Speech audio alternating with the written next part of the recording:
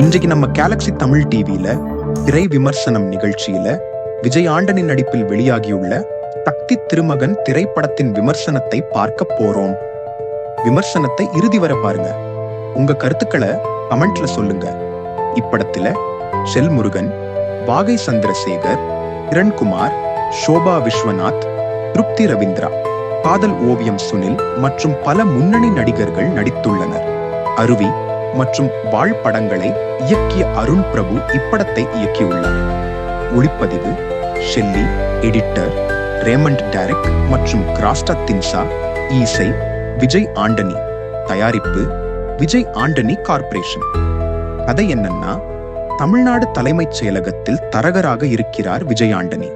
அமைச்சர்கள், அரசு அதிகாரிகள் தொடங்கி அரசு அலுவலகங்களில் இருக்கும் அடித்தட்டு ஊழியர்கள் வரை ஒட்டுமொத்த அரசு கட்டமைப்பையும் கரைத்து குடித்திருக்கும் விஜய் ஆண்டனி லஞ்சம், கமிஷன் போன்றவற்றை வாங்கிக் கொண்டு தேவையானவர்களுக்கு வேண்டியதை செய்து கொடுக்கிறார்.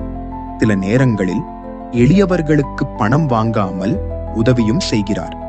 பிரபல தொழிலதிபராகவும் அரசியல் ஆலோசகராகவும் இருக்கும் அரசியல் சாணக்கியர் கண்ணன் இல்லத்தில் வேலைக்காரராக வளர்ந்ததால் அவர் வீட்டிற்கு சின்ன சின்ன வேலைகளையும் செய்கிறார். இந்நிலையில் 200 கோடி ரூபாய் கமிஷன் பணத்திற்காக மிகப்பெரிய அரசியல் மற்றும் பண விளையாட்டை விளையாடுகிறார் விஜய் ஆண்டனி. இதில் மறைமுகமாக பாதிக்கப்படுகிறார் கண்ணன். இதனால் தேசிய, மாநில அரசியல்வாதிகள், தொழிலதிபர்கள் என மொத்த அதிகாரமும் விஜய் ஆண்டனியை திரும்பி பார்க்கிறது. கண்ணனுக்கும் எதிரியாகிறார்.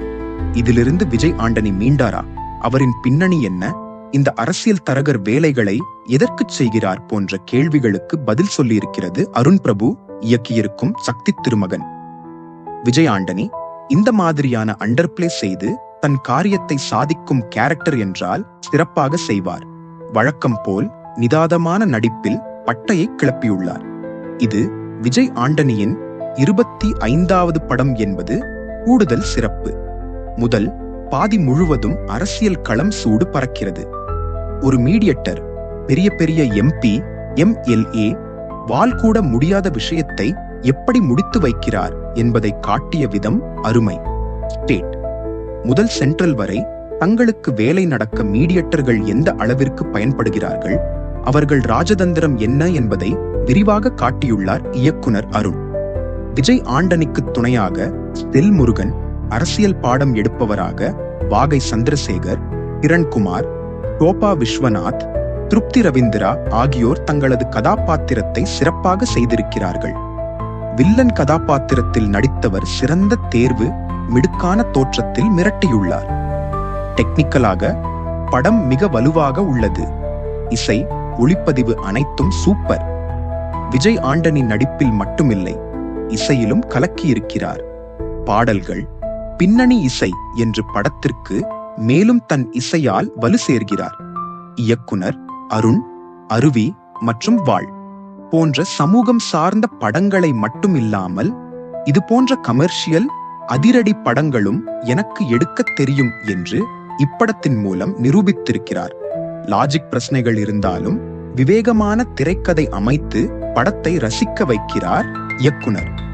விஜய் ஆண்டனியின் இந்த சக்தி திருமகன் வெற்றி திருமகனாக ஜொலிக்கிறது. இந்த விமர்சனம் பிடிச்சிருந்தா லைக் பண்ணுங்க, நண்பர்களுக்கு ஷேர் பண்ணுங்க, மறக்காமல் சப்ஸ்கிரைப் செய்து நமது சேனலுக்கு ஆதரவு அளிக்குமாறு அன்புடன் கேட்டுக்கொள்கிறேன். மீண்டும் ஒரு திரை விமர்சனத்தில் சந்திக்கிறேன். நன்றி.